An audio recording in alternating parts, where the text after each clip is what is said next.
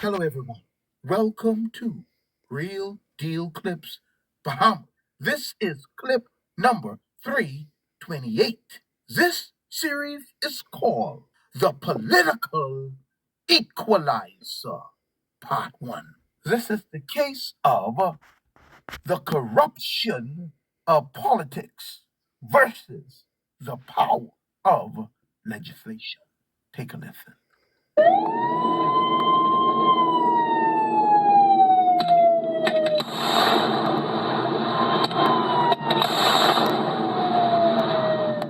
So when you hear these things about, I thought he'd been to jail. Now listen, he went to jail, and that was a proud thing that he did. Went to jail, was a proud man. He didn't do anything wrong. All he did, refused to name his source.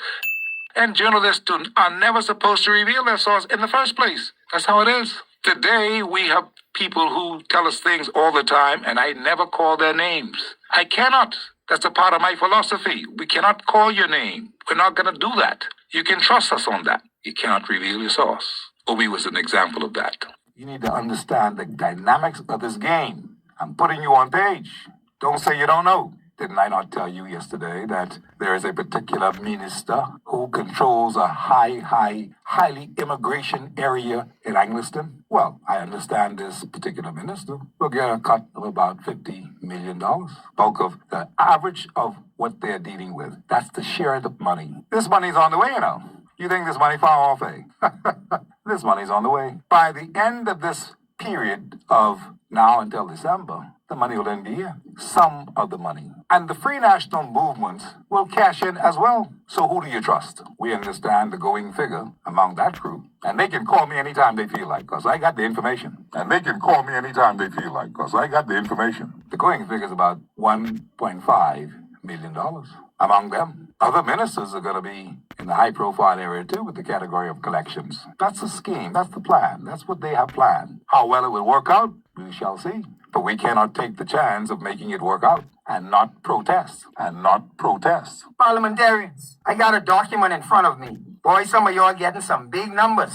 Some big numbers. And Hiram, let me tell you, you was Lewis. You was the only fella who resisted. Yeah, Hiram Lewis. So I want to congratulate you, Hiram, but same like everyone else, Take the money. Yeah. Take the money and run. Same like everyone else, can't resist the temptation. My prayer today is that all your parliamentarians who taking this money from Philip Brave Davis, I pray to God that a curse be upon you, that money, and everyone else who's involved with it. I pray that sickness would come upon your body and that cancer would eat y'all. You know why? Because it is evil what y'all doing to the Bahamian people. So take the money, but just remember, that is in the atmosphere. Y'all will be cursed, and your family members who partake in that will be cursed. Now that's all I got to say on that. God can deal with y'all. You're joking. You know people can't pay their light bill, their water bill, their phone bill, their houses getting taken because they can't meet the mortgage. And y'all got time, 250 y'all, to devise this deal, right? But that big money they want to share, man, I looking at the names right on this paper right now. I feel like calling them, but I can hold back. Y'all is some wicked, evil people. And y'all in Parliament, be a men and women of God participating in this nonsense, man. What y'all into? What y'all into? But guess what? God watching, and y'all can die one day. Philip Brave Davis. We are all accountable, from the highest office to the front lines. We need to ensure that our actions always reflect our commitment to the people who put their trust in us. God can deal with you, Look in the mirror, Mr. Davis. Look in the mirror. All you is dust, and that's what you're going to return. Let me create a level of urgency for Bahamians first.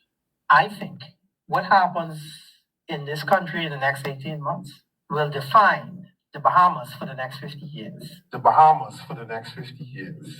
What happens in the next 18 months, 18 to 24 months, will determine the course of this country moving forward for the next 50 years. If Bahamians can't engage in a measure, and notice I say Bahamians, can't engage in a measure that we've outlaid.